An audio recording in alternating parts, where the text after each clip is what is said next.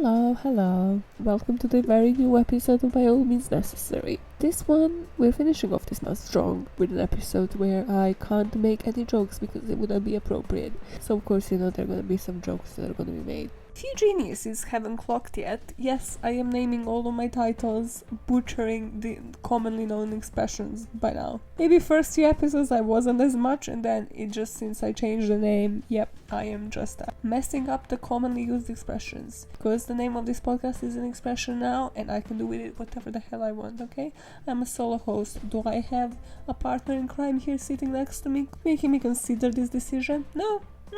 So you're stuck with this, yeah? What's the title of this episode? Question why it's named like this. What does it actually hide? Remember when I covered Takashi and I was like, oh, serious, because, well, he's still alive and he will be coming out of prison and the gang can be after me? Yeah, karma is a bitch. Well, this guy is still alive and he might as well be paroled. I should really not be making jokes out of respect for the parents of another kid. Then, I'm tasteful. I make jokes about my own life and comparisons and analogies that make zero sense to everybody else. Let's just dive in. Let's just see how it goes. Eric Smith was a 13-year-old who just escalated from killing animals to killing a small human. He murdered a 4-year-old Derek Robbie and moved on with his day. It will be an identification of his particular dislike for a certain type of fruit that will lead to his capture. We have our killer, we have our victim. What was the motive?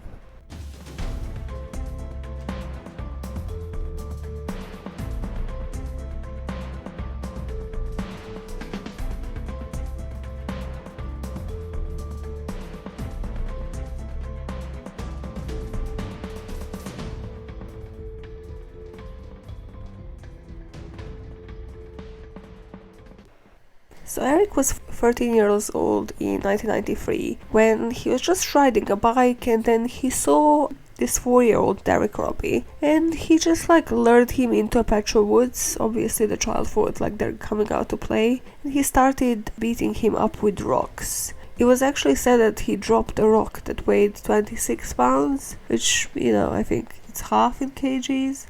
The hell do I know? I don't weigh myself in pounds. That's depressing. No, why would I know how much I weigh in pounds? Or the worst people are the ones that weigh themselves in stones. How does that not depress you? It's how many stones do you weigh? What do you mean? I'm not a fucking stone, okay? I'm a human. I'm a flesh. Okay, so obviously he dropped a rock of 26 pounds, which speculates actually, did he pre-plan this rock and this actual location as well? What level of premeditation went into this? Because that's a pretty big rock to just find randomly. Then after he kills a 4-year-old Derek Robbie, he sodomizes him with a stick, and he would say the reason for a stick is that he thought he's going to reach the heart of a child and stop it. Again, you're 13, but some basic knowledge of anatomy, or are you just lying for your teeth? So now the child is dead, but he's just he didn't have enough. That just speaks to the psyche of this guy. He doesn't have enough. He goes for a lunch sack and smashes banana on top of him. Just remember this part because it's actually going to play a big part later. And then he pours Kool-Aid on his wounds as well. For people who are not American, I googled what Kool-Aid is for all of you. It's like a juice box, in the UK, those small juices that you would put into your child's lunchbox. It just has a creepier aspect to it. It just has such a creepy packaging. I don't know why, but it creeps me out. I regretted googling it. So yeah, Google Kool-Aid. I actually thought it was something because they said we put it on their wounds. So when I actually read it, I know it wouldn't make sense to have this in a lunchbox, but I thought it sounded like a mouthwash or something with alcohol in it. So he thought it would hurt him more even though he's dead. But no, nothing makes sense. Why smash a banana? Why pour him with Kool-Aid? So later it came actually about that he arranged Derek's body as well. So the left sneaker has been removed and was lying next to his right hand, and his right sneaker has been removed and was lying near his left hand. So it kind of almost looked like the body was posed in that position. Why I focus on this is, again, if you think about serial killers, criminals that are of age, they usually have like this nonsensical logic, right? Like they focus on how they position the body, what they do to it, and it's sort of special and unique to them in some way. Which again here makes you think like, was Eric Smith like really premeditating? Was he really thinking about this? Or was it just like a spur of a moment and him leaving his signature?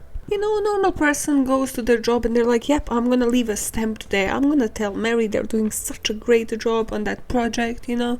I'm gonna make somebody's day. I'm gonna make a coffee to my colleague that sits next to me, you know, or in the quarantine, yeah, I'm just gonna give, you know, an online shout out to this person. But with criminals, it's quite different kind of a signature, you know, just if you are like a day one in true crime.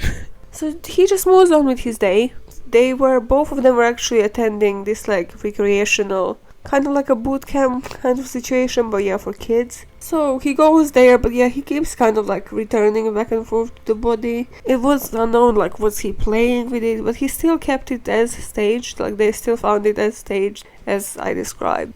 Serious side note here, okay? I noticed that I say the word body in a really strange way. I don't know why. It's just like the accent is sort of like on the down low. I don't even know how to describe it. Now I notice when everybody says that word in any video, in any fucking context, and I just hate how everybody pronounces it. It's just because you start like bo and then go like down, body, and like it's just, I don't know, I hate that word now. I love my body though. I just have such a conflict with this word. Moving on. So let's go to the discovery and his actual trial and conviction now. The body was found on the same day of the murder, and the investigators actually close up on him. They're like, oh yeah, let's question this child. He goes to the same recreational camp, like they, you know, live on the same street. Actually, the whole place, Savannah, where they lived, was said to have, I think, a population of 900 something. It will come up later in the story. It was a really small city, so like it was just down the road from like where they all lived. So it's like, hey, yeah, we are questioning this child. It makes sense to question him because he goes to recreational camp with little Derek. Basically, the investigators say that he got actually really emotional when they asked him to tell him where he last saw Derek. So his voice started cracking. He like put his head down. And then he, again, the creepiest thing is like when little kids clench their fists. So his fists were vibrating a little bit, and then he goes, you think I killed him, don't you? Like, yeah, Eric, we don't just chat with kids about murder every day. You're not here to consult on this. You're not a fucking consultant. You're a child. Yeah, we are treating you as a fucking suspect, mate. So police interrogates him, and he says he saw Derek at 9:15, which they immediately find out. They're like, this is red flag, because the medical examiner put time of death for Derek Robbie at 9:20. So they're like, okay, so you've seen him literally 5 minutes before he was completely dead, out of breath. Interesting.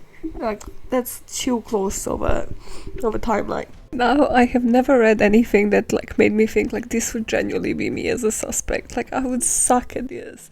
I'll be like, no, I was there earlier than they died. You know, I always come everywhere unreasonably early, and I will be that person and be like, yeah, I was there in time, you know, and by in time I mean like half an hour earlier than I should have been. And they'll be like, that coincides with the actual killing. I'll be like, okay, scratch that please. To the point that I was a kid in school. I could not deal with being late. If I was ever to wake up late to go to school, I would actually just be like, yeah, can I call it off? Like, can I take a whole sick day? And then my parents would be like, no, you're like 15 minutes late. You can still, you know, seize the most of this day. So I would come in.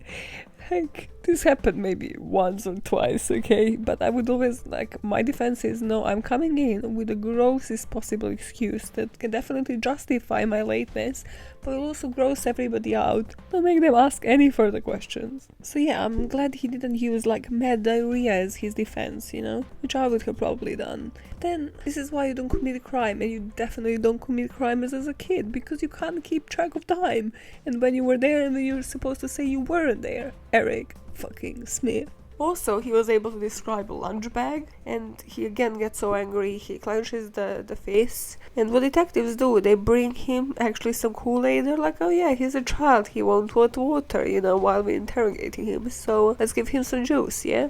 And he just smashes it to the ground. They're like, okay, second red flag. I put for a description of Kool-Aid. Flavored drink. Creepy packaging. Kind of like a juice you'd put in your kid's lunchbox, just oversized. Shade every time you get. How is this podcast not cancelled by Americans? How do you still are still my biggest audience? I don't get it. Okay, I get it. I cover American crimes, I get it. So Eric actually asked the investigator what would happen if he turned out to be a kid, and the investigator said I seriously think they would need some psychiatric help. So he was just like, oh, okay, and he just walks away yeah, okay, just questioning, nothing to do with actually being a kid.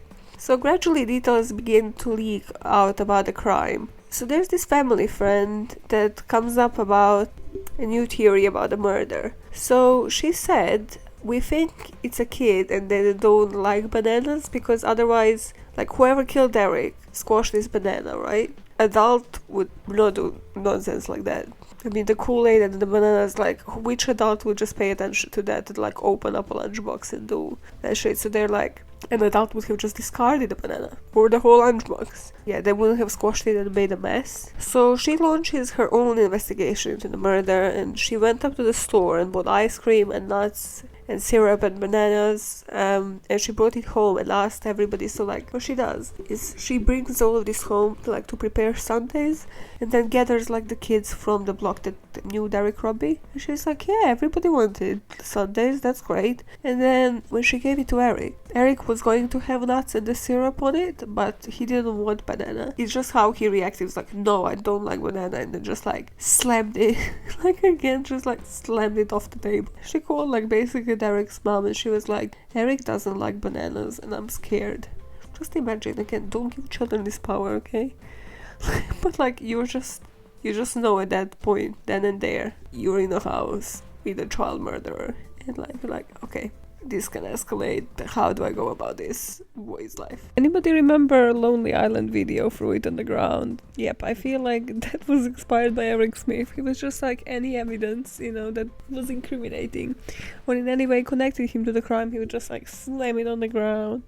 From freaking bananas to Kool-Aid. It's it makes you look like a suspect, a little kid. This is what kids stop committing crimes and then incriminating yourselves. You need to be a genius, kid, to get away with a little crime, okay? You're little, calm the fuck down. 5 days after the death of Derek, his funeral takes place. He was buried in baseball uniform because he was really into baseball. It's just so sad. This is also when Eric's family kind of gets suspicious, more and more suspicious of him, because he just continues about his day completely normal, nothing is happening. They're you knew this child, why are you not empathizing? Why don't you give a fuck? And finally, 7 days after the murder, he admits, he caves in and says he doesn't know why he did it. So he has been sentenced for a second-degree murder, and this is the trial and everything. This is when it gets media heavy. There are actually some recordings of some witnesses in this trial that you can watch online as well. Which I watched, it just makes your blood boil, but hey. So during the trial, why was of the importance? Most of this information is from the CBS News article, which is called Why Did Eric Kill? Again, it tries to answer everything about the motive. So 71 pieces of evidence are included, including his medical reports, because this is when people actually, tested him to see hey, is there some medical issues here that we can use as defense? And the prosecution was hey, is he completely sane? Can we go harsh at him, right? So prosecution already had his confession, so that was already going into their favor. But defense claimed he had mental illness, that he was abused at home, that he was teased and in school and by everybody. So I was just yeah, let's play the insanity defense on this child. Prosecution was really going at this angle that he actually chose to do something horrible, that he was some premeditation involved, but it was actually his choice. He didn't have to do any of this. He was just driving his bike as a normal kid on the road, could have just continued to the recreation camp, Then defense attorney says against that he actually, there was no choice, he suffered with very serious mental disease, and the fact that he seemed normal afterwards shows in fact that he's not normal, which you kind of like, not that I agree with the defense, but I mean that is kind of right. Like, you can't just continue, move on with your day if you are a completely normal human who has any showcase of empathy. So defense actually had this psychiatrist, Dr. Stephen Herman, who diagnosed Smith with intermittent explosive disorder. So he says he has uncontrollable rage, and then obviously what goes into the favor is like how he was interrogated, like the rage he displayed then and there with Kool-Aid, with bananas as well. He says after the episodic rage, the child may appear to be normal. So it's just like one complete escalation, and then it just goes to the second, like to the other extreme. For comparison, remember the silent twins? And when they would, start pulling their hair out, but then the very next moment they would just be calm, sitting at the therapist office, like, yeah, nothing happened. We are totally okay. We're great. Everything is, sun is shining. How great is this? But the prosecution's expert said it was a rare disorder, like that was rarely seen at Smith's age. So Smith was subjected to extensive medical testing from specialists from both sides, and they were to examine like brain function, hormone levels, and just found nothing to explain the violent behavior. So it's just again like going back and forth. And as we know at these trials, like, they can find an expert to say anything. Literally one expert can be like, yep, he's completely normal, and the other one can be like, oh no, these tests actually show he's a complete fucking psychopath. So Smith's mother said that some of it might have been her fault because she took a drug to control her epilepsy while she was pregnant with Eric. So the drug Tritian can actually cause some birth defects. And then the defense psychiatrist is backing this up by saying the drug would have caused Eric to be violent. He also does believe that the drug caused his ears to be low set and caused his development delays, which profoundly affected his self-esteem. His pain and rage overwhelmed him. Basically, if you look up pictures of Eric Smith, he has a particular look. It's creepy as fuck. But yeah, if you look him up, and I'll post on Twitter as well, he has quite like strange appearance. Like, so he had really poor eyesight from the early age, so he wore like those thick, specs that people who are like serial killers or over the age of like 70 wear. And he's like a little child, looking like a grown-ass man in a turtleneck. And yeah, his ears like were really low as well, which like obviously everybody mocked him for everything in school. But you can't I don't quite get this defense in terms of like, you can't blame. I know you're trying to explain that mother was taking the medication, so this is why he turned out, but it kind of sounds like you're blaming something she couldn't control, which is like epilepsy, for how he turned out, like physically. And then that caused people to like bully. It's just too many points. So like, and then people are bullying him, so he is taking the rage out on somebody else. It's too many points for a defense to be like successful. Okay, clearly a defense lawyer here. Shouldn't it be just something really simple? Like, yep, look at how he was bullied. Look at all of these cases. This is why he had rage. Wouldn't that be like a lot more powerful than this? Clearly gonna get hate for this, hey? Also, what's important about this case is it was 15-day trial, but it was in 1994, which was the same year that OJ's trial took place. So it was just like in the news. It was like, what's gonna be a bigger story, which obviously OJ won. Good, congrats.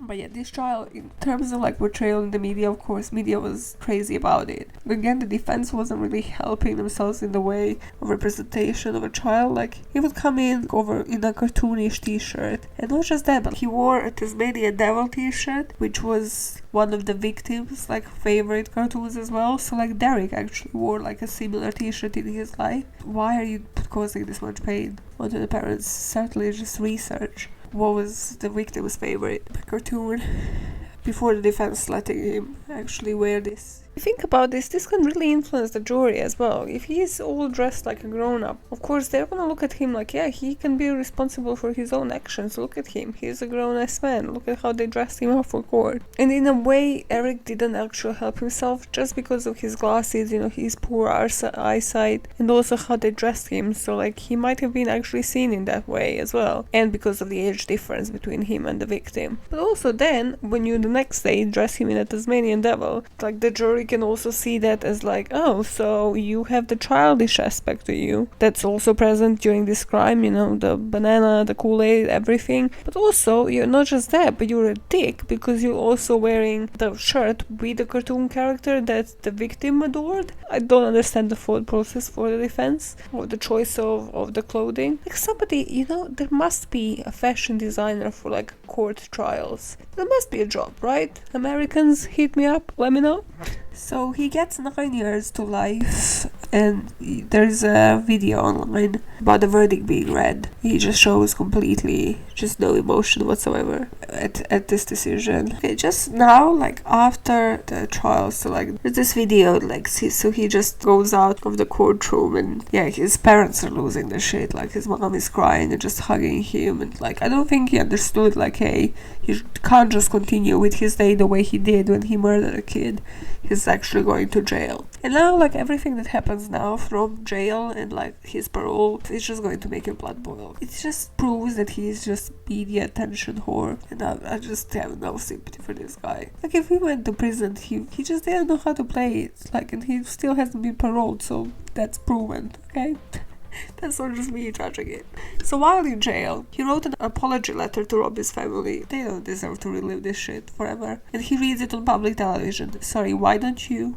Send the fucking letter. If you are this humble person who is regretting it, why do you need to have a public interview where you're reading it out? He said, I know my actions have caused a terrible loss in the Robbie family, and for that I'm truly sorry. I've tried to think as much as possible about what Derek will never experience. His 16th birthday, Christmas, anytime, owning his own house, graduating, going to college, getting married, his first child. Yes. Like, why are the families just reading this and reliving exactly what they're thinking this whole fucking time? If I could go back in time, I would switch places with Eric and endure all the pain I have caused him. If it meant that he would go on living, I'd switch places, but I can't. At the end of the statement, Smith states that he cannot bear the thought of walls, razor wire, and steel metal bars for the rest of his life. It's again what we don't think when it comes to trial and verdicts, when it comes to killer kids, is that 2 lives are destroyed. So both of the victims were minors. So it's not just that, you know, one of them is dead, but yeah, one of them will never have a chance at a normal life. And it's not like coming from a place of sympathy, it's just like something that we never think about this. So this guy, you know, might stay in prison his whole life for something he did when he was 13. And just to think he might have not even been like a prime suspect immediately, had he not just acted childish with the crime scene. Just yeah, moral of the story, teach your kids to love all fruits and vegetables, yeah, so they never act like this, yeah, and teach them never to commit crime as well, you know, because one needs to work with the other for this not to happen. Now I want you to think about this. He was denied parole 10 times, okay? The last time was in January 2020. But what that means is there's a parole hearing every 2 years. Just imagine reliving this as a family of a killed child. Like, you can definitely just never move on, because you need to mentally prepare yourself, like, what is he going to say, what do you need to say to convince the parole board never to let him out. Just every 2 years. Who invented this rule? Like, I guess it's like, okay, it's fair for prisoners also, especially if you are innocent and just in prison, but like, this is insane for the victims' families, for Eric's own family as well, because they're like, what have we done last time and what can be improved to like get our child out as well. So he actually said, Eric Smith, he actually said that he wants to go out into the society and help people like him. He was preparing himself for the life out. See, he says no one deserves this type of violence. So he talks about the kids who go to do unthinkable crimes and then how they endure years of abuse, whether school, home, and both. He said he had issues at home, but he was not going to talk about that. But then, like, you need to specify, like, kids like what? You need to specify exact abuse and how you're going to help them if this is your parole board freaking statement. So because of the sexual nature of the crime, the question of whether he was abused was repeatedly raised at this trial, but also was repeatedly denied. So there is a testimony from his older sister Stacy, who was sexually abused by his stepfather. But again, there was nothing connecting Smith to being abused by the same person or anybody else. has made a case that he was uniquely qualified to counsel bullied children, and he one day sees himself as a forensic psychologist doing research on children who kill. He said, "You may think I'm a threat to the well-being of society, and I can understand why you would feel that way. The fact is that I'm not. I'd be an asset to the society." This is what pisses me off, like, it makes my blood boil. Not because of what he's saying, like, I understand you need to, like, something that keeps you alive in prison, you need to have a dream of, like, the outside world, but it's this inflated sense of self, that he keeps himself present in the media, gives himself a platform, reads this freaking letter, makes this family relive this anyways 2 years, and then he just uses this as the opportunity for him to shine. Nobody's gonna let you out, mate. You're not humble at all, like, you're not showing empathy, you're just like there being like, this is what I wanna do, look at me. You're not showing parole board how you recovered, which is the main fucking thing for the parole board to let you out, and how you're a changed man. You're just like, this is my dream, like, look at me, please let me out.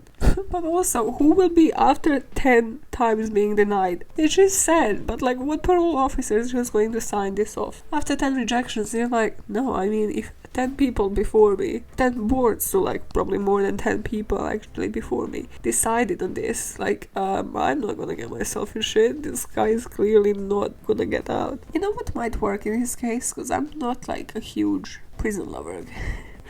I'm not a huge supporter of prisons, but then in some cases I just know that, reforming somebody like this can't actually be done from the outside. But like letting him out for a few hours and seeing, somebody actually supervising it and seeing like what he actually does when he's in the outside world. So like, I don't know, 3 hours every day or like some part-time job, letting him have like a part-time job and seeing if he can sustain that, and then maybe like walk for an hour and see what he does. Like, does he actually revert to crime? Or does he just move on and then monitor that for, a couple of months, years, and hey, then like put him onto the parole board and see what they say. Is there a word for that kind of system? Does that exist? Let's go into the background of both Derek and Eric Smith. So the victim, Derek Robbie, was just like a completely normal, innocent child, okay? He was just an inquisitive boy. His brother was a baby when he was just 3.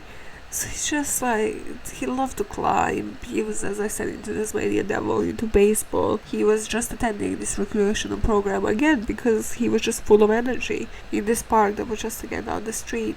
And it's just this morning that he told his mom he can walk home from it. And the mom was actually I'm not sure, but it was different times. Plus, this was literally down the street. So he didn't even have to cross the road. So the mom was like, okay, cool, yeah, this is 3 minutes away. So it's the first time she ever left him walk anywhere alone.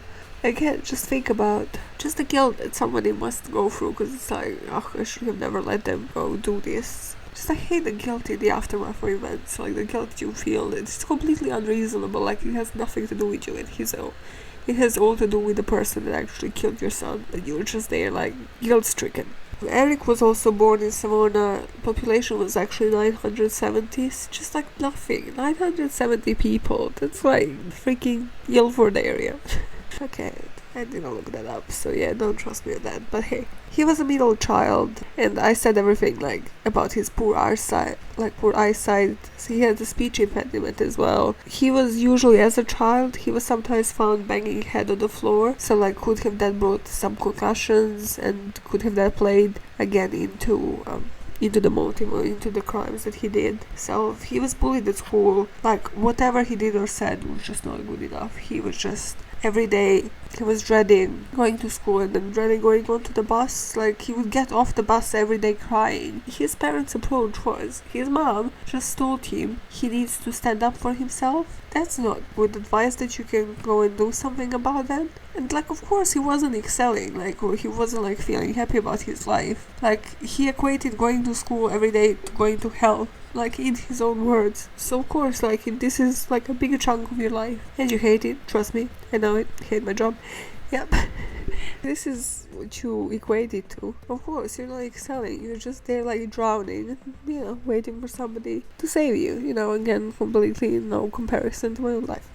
Yeah, save yourself, Eric, okay? Again, what have I done? Created this podcast, created an outlet. Save yourself. You could have saved yourself, but no, now you're just a media attention whore, okay?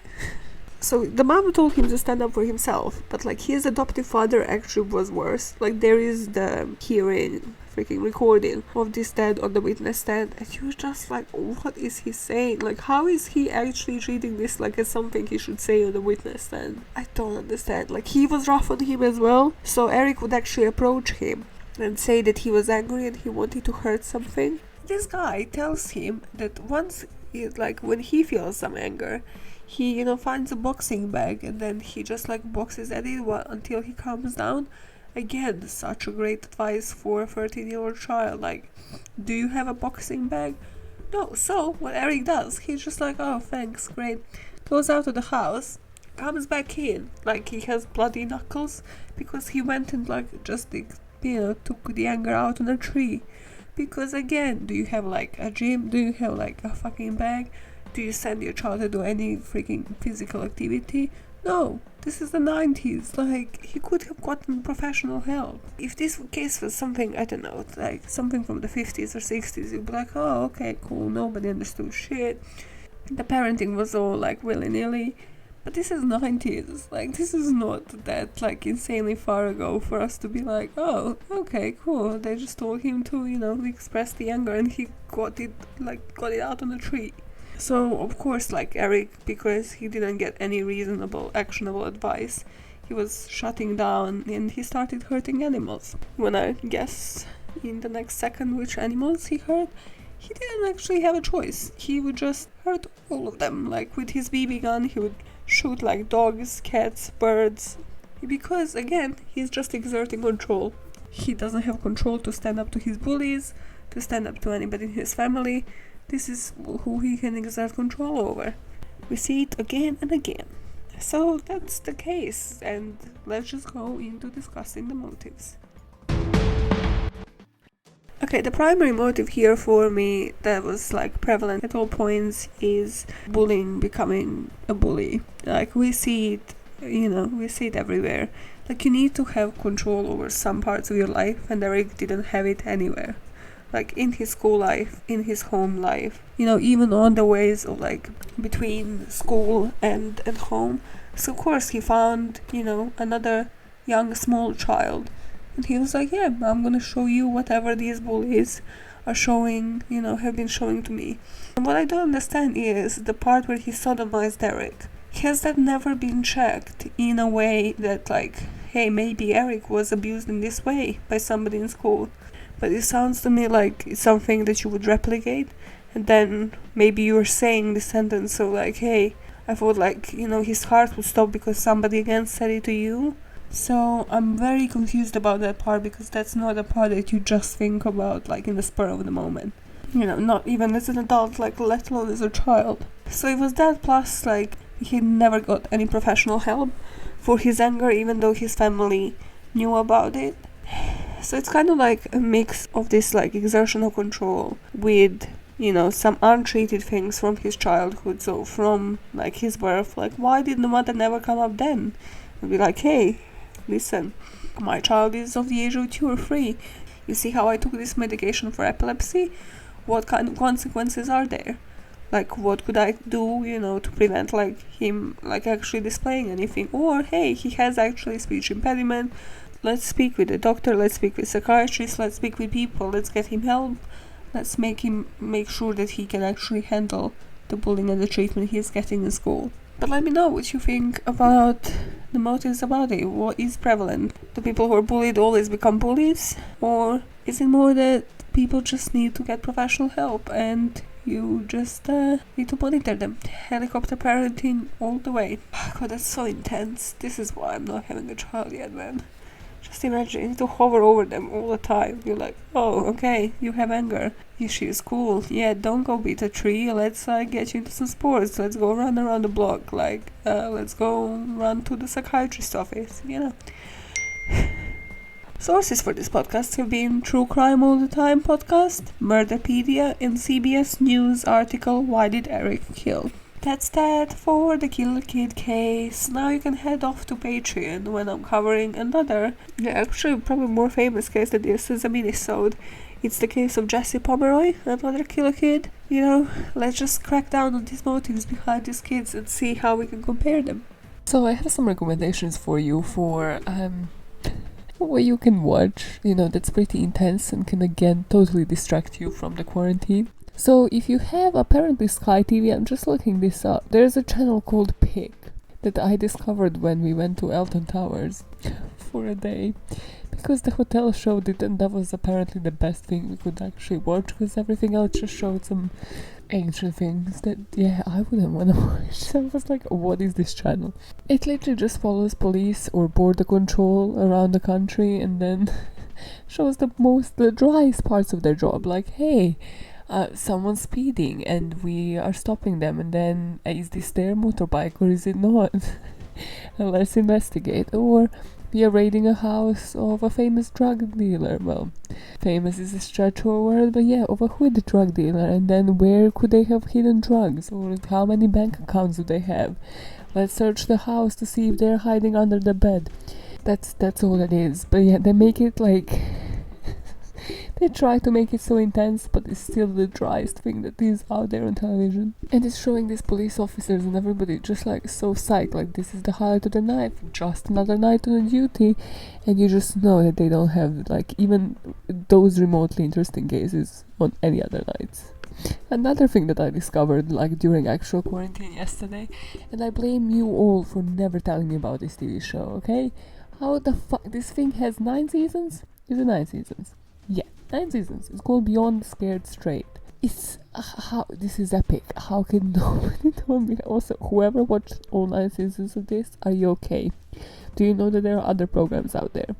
It's basically these like American prisoners, like those hardcore, like murdered how many people, whatever, speaking to like juvenile offenders. They come to visit them, and these juvenile offenders are always cocky little bastards who are just laughing in their face. And then the prisoners are actually telling them how they're little shits and asking them if they want to fight with them and screaming in their face and surrounding them, kind of like bullying them out of committing crime. And that apparently works well enough for it to be on television for 9 seasons. How? Are there studies showing that this has actually reduced the crime rate in the US? Please, somebody let me know. You know where to find me, podbamn@gmail.com, or just tweet me, thatbammpod. Just somebody let me know. Has this had any effect? Because the show is insane. That's that for recommendations corner. Okay, so I thought like really hard, do I even share anything on, the C word, the coronavirus? So I thought I'll make it really specific, and I'll just share 3 tips on how to, go for your days if you are a control freak, or, if you are just me, purely. So number 1 tip about what works is have a routine, because it gives you some sort of control, as it always does or did in my life, but like it's kind of even more important now. And that can be anything from like, hey, I walk at 10 a.m, in my lunch breaks I meditate, or I do this or that, and it's just literally, like a freaking Nazi regime where you're like, no, I have control over this and this parts of my life. I don't know what tomorrow will bring, but I will still do the exact same things like at the exact same time. Second tip would be to use everyday situations that are happening now, like stocking up on food, again to exert control. And I don't mean fight and elbow people in the freaking shops. Experience that? It's not nice, okay? I mean more about the choice of actual food. You're stocking up on canned food, which you never did before. Like, choose the food that you actually want to eat or you actually like. The same applies to drinks or snacks, because then at least you won't hate yourself when you're at home and you need to actually cook or prepare all of that. And that might actually work towards your self-love as well, and enhancing some self-love instead of self-hate, which will probably inevitably happen during the isolation period. Number 3, maybe most important one for anybody, is find a distraction. For me right now, it's mental decluttering. It will probably go to physical decluttering of clothes and everything. But just to explain what mental decluttering is, it's like unsubscribing from newsletters, from any podcasts I don't listen to, like removing any series or movies from my trackers and just trying to actually only watch and see what, I enjoy. This again might be the complete opposite of what you want to do, and like maybe you just actually want to binge on everything, and listen to any podcast that you haven't done in your life yet. But hey, if you discovered me, welcome. That's a great idea, guys. Don't stop that. This is a tip if you're a control freak, because again, it will give you some control of this is what I'm doing in order to focus on the more important things. Plus, with the amount of newsletters, like every single email being about COVID, yeah, it kind of helps you keep your sanity as well. So that's why it sort of started. And during this time, it's as important as ever to enforce everything I have been enforcing, on this pod. Forever, from nostalgia to analogies and thinking about how something, you hear in a story, like on this pod, actually connects to your real life, and making those funny analogies in your head and then just laughing like a freak, like, a solo host like me. And if working from home for the past 3 months taught me anything, that is to view everything with a different angle. It's like every day I look at this bed, I'm like, this is a different bed. This is a better bed today than it was yesterday. I just go out on the street, I'm like, fresh air. The air never tasted so fresh. I'll question it. I'm gonna question this. Why does air taste better? Why does air taste better today than it did yesterday? How does that happen? Just walking down the road, listening to this podcast in your ears, your headphones, you're like, Maja sounds slightly better than she did. Like, she learned it all. Isn't she just structuring her episodes better? She doesn't sound as nasal as before. Her accent is even she's basically British. No? Nobody? Really? Really, guys? Really? After freaking 11 episodes. So yeah, I'm leaving you this week trying to get you to focus on everything. Trying to get you to see everything in a different light. And most importantly, question everything. Yeah, now when you hear a story, because you actually have time to process it, and to be mentally present, question the whys. Question the why done it in every story, even if you're in a supermarket hoarding for, the future. Or if you're just walking down the road, questioning why is the air different today than it was yesterday. Question the whys. And then ruminate on it and keep making the world a better place. One motive at a time. Goodbye, guys.